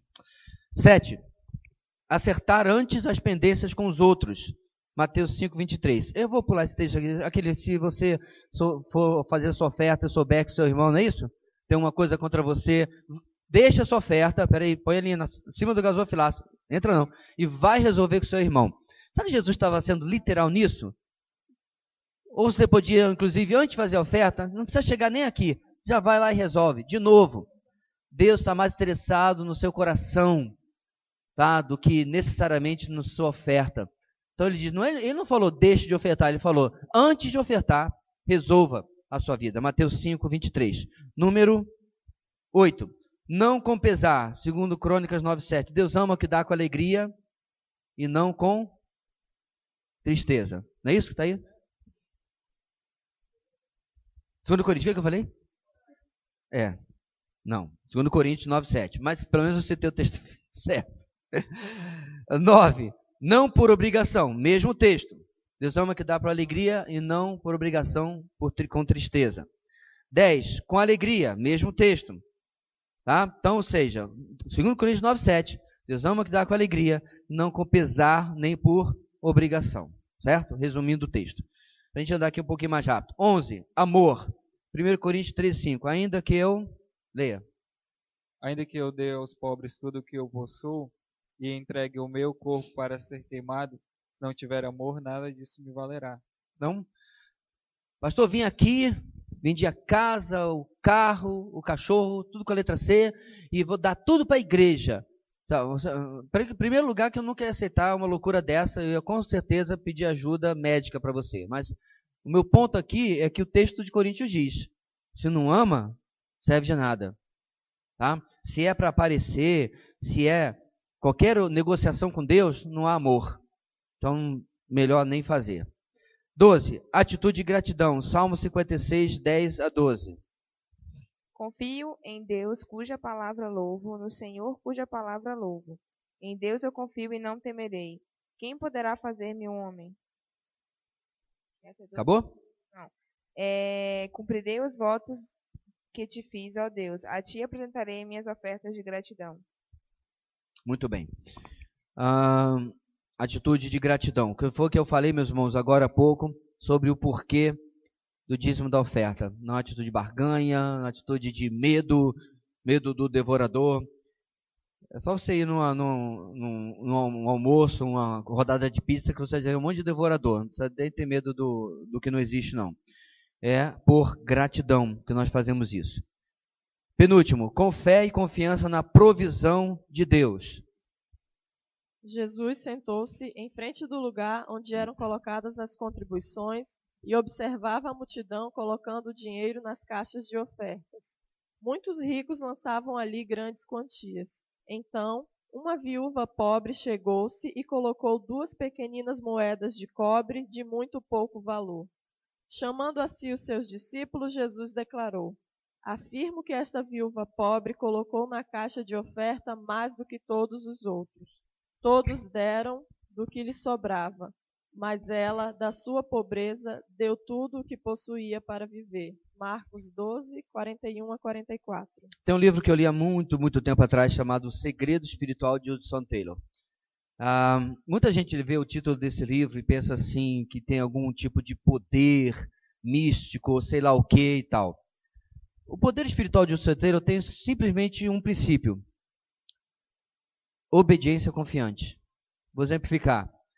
Em determinado momento, ele estava trabalhando com um médico e ele tinha apenas uma última moeda para comer, porque ele não havia recebido o salário. E do lado do apartamento dele morava uma família inteira. E aí, ele pensando nas suas finanças e tudo mais, e orando, Deus falou para ele, a resposta: pega essa última, não lembro agora qual é a moeda que ele tinha, se era um shilling, se era enfim, moeda inglesa. Pega essa última moeda que você tem e dá para o seu vizinho, porque os filhos dele estão com fome. Ele: Senhor, não sei se você compreendeu direito, eu só tenho isso aqui. Aí Deus falou assim: pois é, eu quero que você dê para ele. Pastor, como é que Deus falou? Foi SMS, WhatsApp? Eu não sei, irmãos. A gente se apega às vezes nessas histórias, a coisas desnecessárias. Está vendo que o pessoal gosta do místico, do fantástico, O ponto é que Deus falou para ele para dar o que ele tinha para comer. Esse é o ponto da história. Aí ele foi e obedeceu. E aí, quando chegou no dia seguinte, ele tinha uma comida para aquela noite, comeu. No dia seguinte, o médico esqueceu de novo do pagamento dele. Mas ele confiou. E o dia passou inteirinho, e ele confiou. Ele propôs assim, eu não vou falar com o médico. Ele estava servindo como auxiliar do médico para aprender o treinamento, ao qual ele usaria como missionário na China. E aí o dia passou todinho, o médico se despediu, falou, Sr. Taylor, feche, por favor, o consultório, está na hora da gente ir embora, e tranque quando você sair. Foi-se embora. E aí ele viu o médico subindo na carruagem dele, né? Isso é século XVIII, né? O Sr. Taylor é 18, 19, faz um tempão. Não tinha carros. E aí, subiu na carruagem dele, e o Hudson Taylor lutando com a tentação de dizer, olha, o senhor não me pagou. E aí ele fechou a porta, ele aguentou, e a carruagem partiu. E o Hudson Taylor falou assim, o senhor vai cuidar. E no meio do caminho, ele ouviu bater na madeira, né, sinalizando para o cocheiro dele, e aí o cocheiro parou abruptamente, e ele botou a cabeça para fora da porta e disse, Sr. Taylor, eu lhe paguei o seu salário desta semana? É comum, meus irmãos, no hemisfério norte, as pessoas ganharem por semana, não é por mês. Isso é quase todo país que eu conheço é assim, tá? Não sei se é melhor, não sei se é pior, mas é assim. E aí ele pode dizer, não, doutor, essa semana ainda não. O que o Hudson Taylor tinha proposto, meus irmãos? Se eu vou viver pela fé na China, eu preciso aprender a viver pela fé na Inglaterra primeiro. E eu quero dizer isso para você. Isso não é só se você vai para a China, não. Isso não é estilo de vida missionário, isso é estilo de vida cristão. Uma vez, há muitos anos atrás, um camarada virou para mim e disse que o pastor tinha que viver pela fé. Aí eu falei assim, o resto dos crentes não? Falou para a pessoa errada. Meu ponto, meus irmãos, é que fé e gratidão na provisão de Deus. Você está confiando de verdade? Se você acha que só quem tem que viver dessa maneira é aquela ala dali dos missionários, sejam bem-vindos hoje conosco aqui, e o pastor da igreja, você ainda não entendeu. Mas não entendeu mesmo. E a sua confiança está no lugar errado.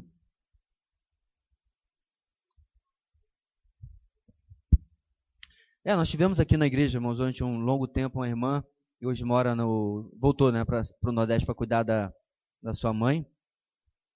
E eu não sei nem qual mencionar, eram inúmeros exemplos que ela tinha, porque vivia com muito pouco, da provisão de Deus constante na sua vida. Teve um engraçado que ela queria um CD, né? Uma coisa assim. E ela achou o CD no meio da rua.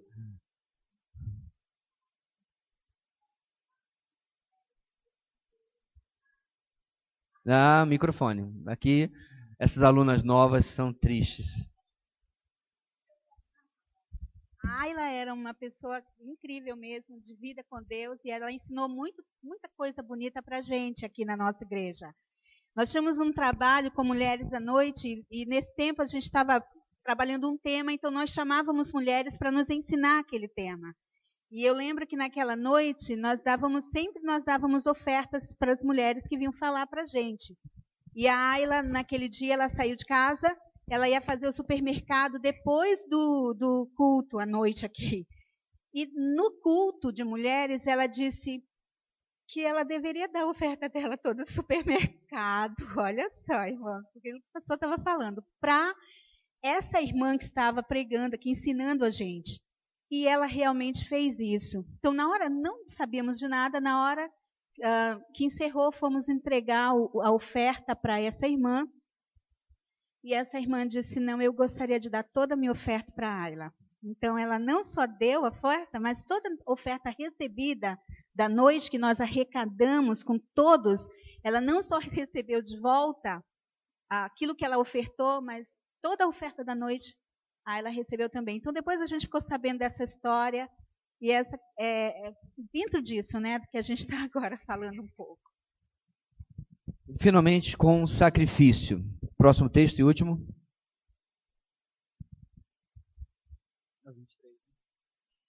Ó rei, eu dou tudo isso a ti, e acrescentou: que o Senhor, o teu Deus, aceite a tua oferta. Mas o rei respondeu a Araúna: não, faço questão de pagar o preço justo. Não oferecerei ao Senhor, o meu Deus, holocaustos que não me custem nada. E comprou a eira e os bois por 50 peças de prata. Você lembra desse texto? Uma praga tinha irrompido sobre Israel, castigo pela atitude de Davi.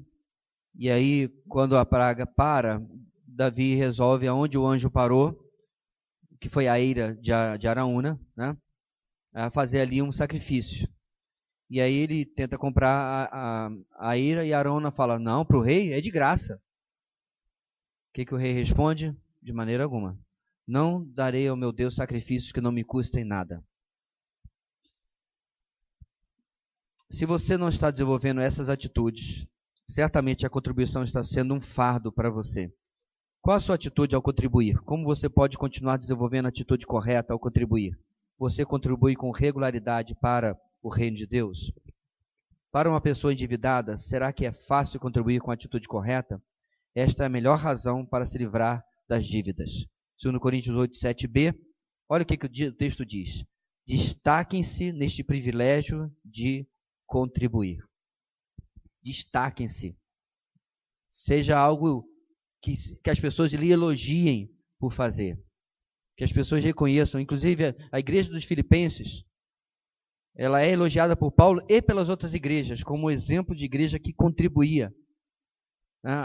Quando houve a fome na Judéia, foram os primeiros a participar, os que de forma mais entusiasmada quiseram participar. E Paulo diz, da sua pobreza contribuíram. O que é muito interessante, irmãos. Bem, 3. Onde ou para quem contribuir? Nós vamos aqui um pouquinho mais rápido, irmãos, porque realmente nosso tempo está pequeno. Igreja local, há sempre uma discussão sobre isso, irmãos. Eu não acho que isso seja uma regra absoluta, mas qual é a lógica por trás disso? Você está sendo cuidado, pastoreado, abençoado numa determinada igreja local, certo? Aí você não contribui com absolutamente nada naquela igreja, aí contribui numa outra igreja, por um motivo que a igreja é menor, ou é isso, é aquilo, é um tanto quanto complicado, né? Eu acho que eu sigo esse princípio. Quando eu vejo um ministério que precisa de alguma ajuda, plantação de uma igreja, um missionário, eu dou uma oferta para lá, mas a minha oferta fixa, o meu dízimo para a minha igreja é inegociável. Eu acho muito complicado, crente inclusive assim, não, eu não dizimo na minha igreja porque eu não concordo com o que está acontecendo. Existe isso, pastor? Não tem ideia. Uma vez um colega meu assumiu o ministério e ouviu do irmão da igreja, né? Tinham saído de um problema traumático, irmãos. Pastor até com um problema moral, etc. E ele falou assim, pastor, eu não dizimo aqui na igreja há 2 anos, porque eu não concordava com o pastor anterior. Irmão, um batista pensar um negócio desse, ninguém dizima para pastor. Aí o que aconteceu com aquela igreja? Eles tiveram que fechar uma congregação, porque não tinha condição de mantê-la. Porque várias pessoas estavam seguindo, né, o que esse irmão começou a espalhar lá por causa do problema que a igreja estava passando com aquele pastor. Muito complicado. Segundo, sustento missionário. Nós temos a campanha, inclusive eu divulguei no WhatsApp quais foram os lugares onde nós ofertamos, né? Os nossos missionários, outros missionários, a junta de missões estaduais, nacionais e mundiais, tudo já foi distribuído da campanha que nós fazemos uma só, né? No ano todo, para cobrir todas essas frentes. Agora, eu penso, meus irmãos, que você deve olhar o seu orçamento e, se é possível, você, por exemplo, entrar para o PAN, Plano de Adoção Missionário, né, que as juntas de missões têm. Ótimo. Pastor, não quero dar para a junta porque é muito impessoal, quero dar para um missionário específico. Pela junta você pode fazer isso também, ou você pode adotar um dos nossos missionários, certo? Alguma outra coisa. Fato é, meus irmãos, é que cada um de nós temos que examinar se nós temos contribuído com a obra missionária aquilo que realmente deveríamos. Inclusive a obra missionária quando ela é feita através da sua igreja mesmo. Mas dia menos dia, pela graça de Deus, nós vamos começar uma congregação. Então é tão legal, meus irmãos, quando a congregação é cuidada pela igreja, mas pela igreja também. Não foram muitas demonstrações, mas quando fui pastor de uma congregação, de vez em quando chegava o irmão, pastor, eu queria dar, os ventiladores, por exemplo, da igreja que eu pastoreei, foram dados por um irmão, porque era um prédio de madeira, né? Nem tínhamos condição de ar-condicionado, mas passávamos muito calor. Então ele chamou e pagou, deu oferta dos ventiladores e abençoou a congregação. Seja alguém que tem coração na obra missionária. 3. Pobres e necessitados. Nós tratamos isso, irmãos, alguns domingos atrás. Está começando o mês. Quando é que você faz as compras? A minha vai ser amanhã. Então, vai fazer a compra do mês. Lembre-se, você não tem só 1, 2, 3, 4, 5, 6, 7 pessoas na sua casa. Lembra de quem necessita. Lembra das pessoas que estão, inclusive, na nossa cidade, no contexto que nós estamos vivendo agora. Eu não sei de onde tirar esse número ou até que ponto ele é verdadeiro, mas já passaram pela Polícia Federal 12 mil venezuelanos. Eu creio que boa parte seguiu estrada, né? Foi tentar em Manaus, foi tentar em outros lugares e tal. Manaus a gente viu também muitos imigrantes.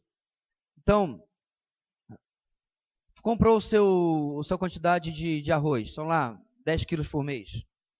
Família grande. Compra 11, compra 12. Comprou os seus 4, 5 ou 6 quilos de feijão. Compra mais 1, mais 2. Eu sei, meus irmãos, que vai alterar o seu orçamento, mas a ajuda ao necessitado precisa estar presente no nosso orçamento também. Nós não podemos ser cegos à necessidade que está ao nosso redor.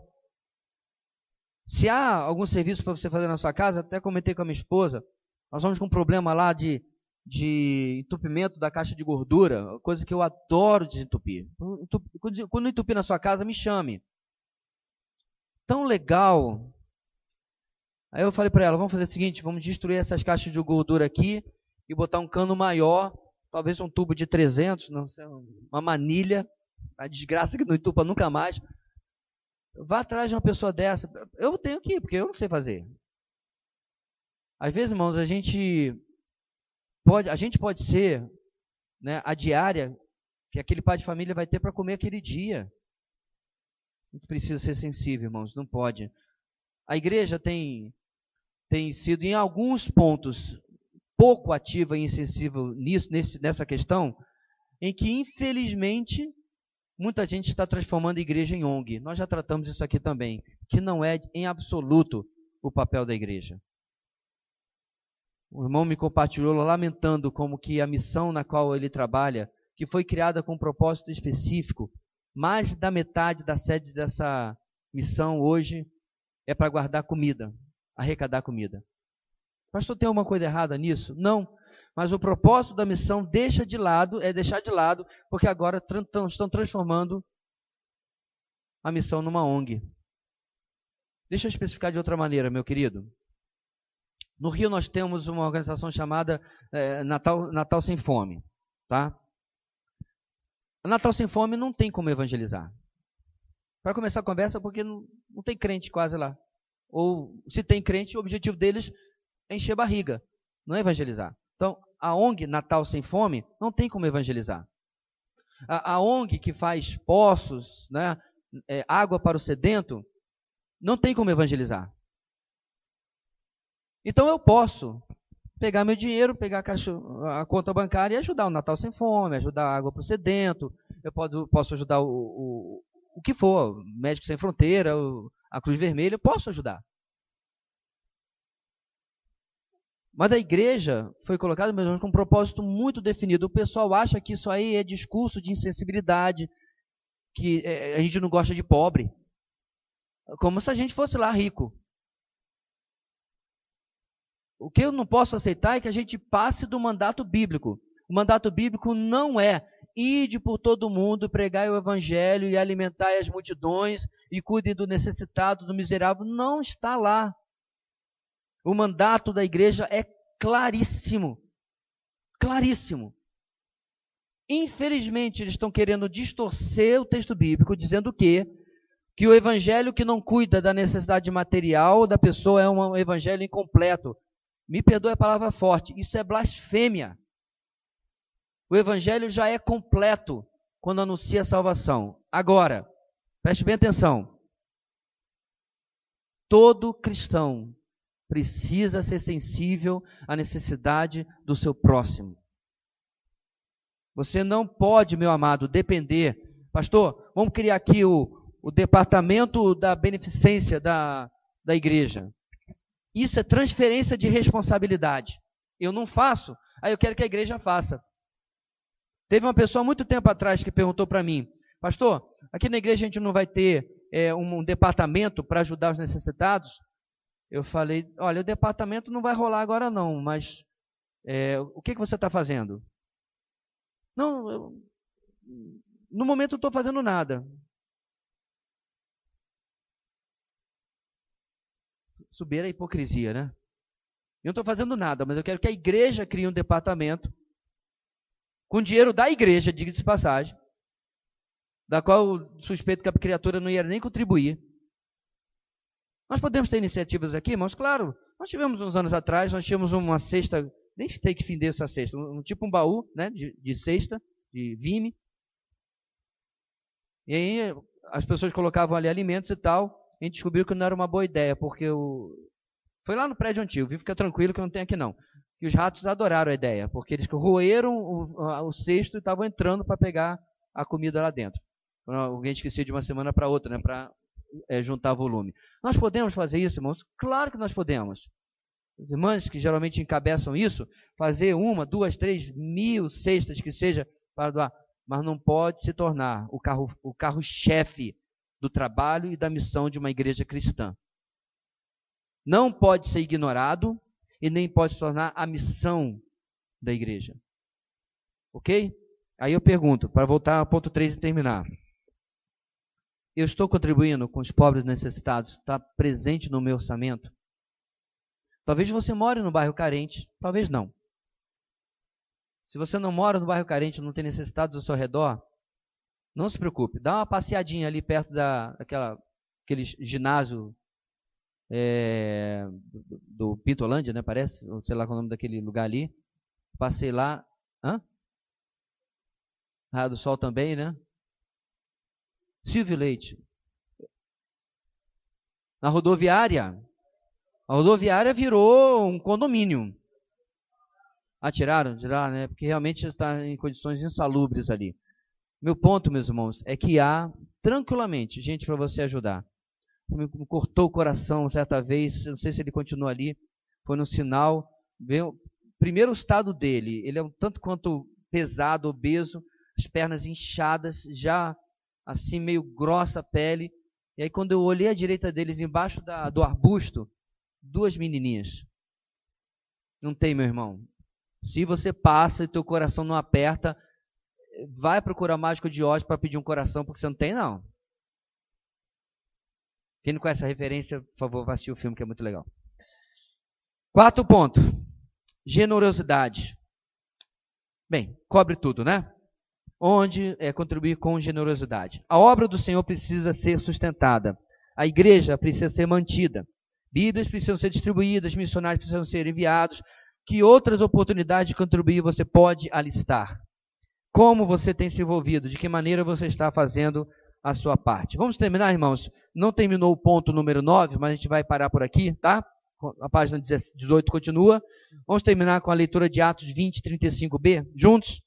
Lembrando as palavras do próprio Senhor Jesus, que disse: há maior felicidade em dar do que em receber. Muito bem. Eu terminar com uma historinha, meus irmãos.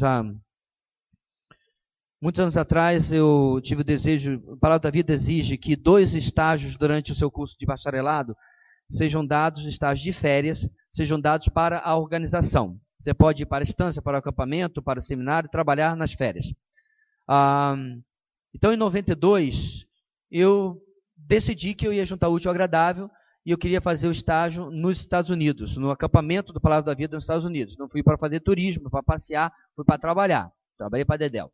Só que eu não tinha dinheiro. Isso é antes do plano real, inflação galopante, o dólar mudava todo santo dia e geralmente para cima, e assim vai.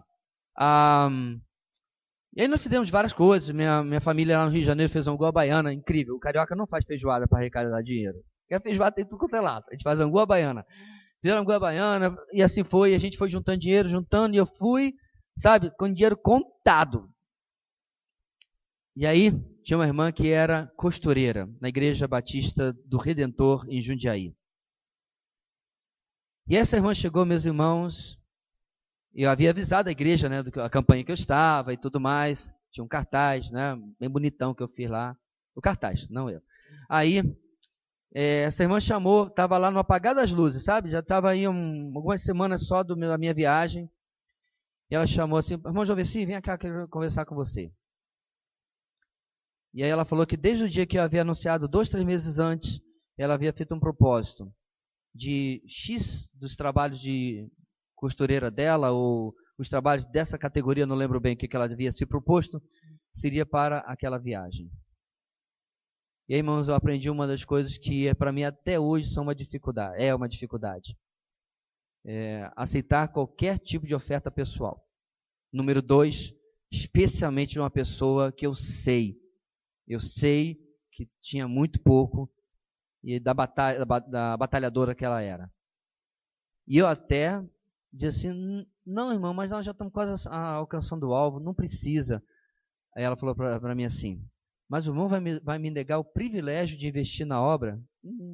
Era melhor ter dado uma perna manca de verdade, né? 3x4 assim na nuca, porque foi brabo ouvi-la falar isso. Falei, tá bom. Irmãos, na minha experiência cristã, 37 anos, o mais incrível que eu vejo, eu já fui muito abençoado no nosso ministério por gente de dinheiro, como falei, que nos deram para a congregação que tínhamos, todos os ventiladores, né? Uma vez esse mesmíssimo irmão me chamou para que eu escolhesse para a igreja dele, deu todo o som da igreja dele. Existem esses casos, mas o que mais me marca são as ofertas e o dinheiro que vem de gente que não tem, ou que tem muito pouco, e que demonstra que está entendendo da palavra mais do que às vezes aquele que tem. O que isso tem a ver conosco? Como eu já falei, meus irmãos, em outras ocasiões, nós temos pouquíssima gente necessitada na nossa igreja. Eu arrisco até que usar esse termo seja até exagerado. Como eu falei daquela outra vez, nós continuamos longe de termos em nossa igreja o fluxo de investimento para a obra do que deveríamos ter com a membresia que nós temos. Eu sei que isso é um problema epidêmico, mas eu não sou pastor das outras igrejas, então não posso cuidar das igrejas dos outros. Então, se você, meu irmão, tem sido represa e não canal, é momento de você encontrar arrependimento na sua vida. Se você tem represado aquilo que deveria cuidar dos necessitados, aquilo que deveria abençoar a obra de Deus, investir na obra missionária, você precisa buscar o seu Deus, que Ele tem dado tudo isso que você tem, em arrependimento. A minha preocupação, meus irmãos, preste bem atenção, não é em valores absolutos. A minha preocupação é em pessoas e no problema espiritual que significa alguém que retém aquilo que não é seu. São situações bastante diferentes. Nós trabalhamos no Calmer durante anos. Eu já tive dízimos aqui dessa igreja, não sei quem foi, que correspondia ao movimento do Calmer do mês inteiro. Um dízimo, mês inteiro. Essa é a situação que nós vivíamos lá. Esse violão que nós usamos aqui foi doado por uma pessoa de uma lapada só. Então, pastor, vou comprar o violão da igreja. Há quase 15 anos atrás. No Calmer nós ficamos 7 meses para comprar um baixo. 7 meses de campanha. Fazendo churrasquinho, fazendo tal, para poder comprar um baixo. Então eu sei, meus irmãos, que é fazer a obra de Deus sem dinheiro. Mas uma coisa que eu ficava feliz da vida, desculpe aqui, irmãos, eu não estou falando da igreja de hoje porque eu não conheço a igreja de hoje lá. Estou falando de uma realidade de 16, 17, 18, 20 anos atrás. Nós tínhamos preste bem atenção, 110% de dizimistas. Era a totalidade da igreja e mais os irmãos que moravam no interior, indígenas, que vinham à cidade para receber, porque era funcionário público lá, né? Ensinavam alfabetização e tal, vinham para receber. E aí perguntavam, pastor, eu posso dizimar aqui na igreja? Eu falei, pode, irmão. frequenta conosco quando vem aqui, aí volta para o interior, infelizmente lá não tinha igreja, 110%. Filipenses, da sua pobreza deram a abundância. Que fiquem, meus irmãos, essas lições, essas palavras, e possam falar ao nosso coração da nossa realidade. Amém. Vamos colocar de pé? Quero agradecer aqui a presença dos irmãos. São todos da Meva? Não?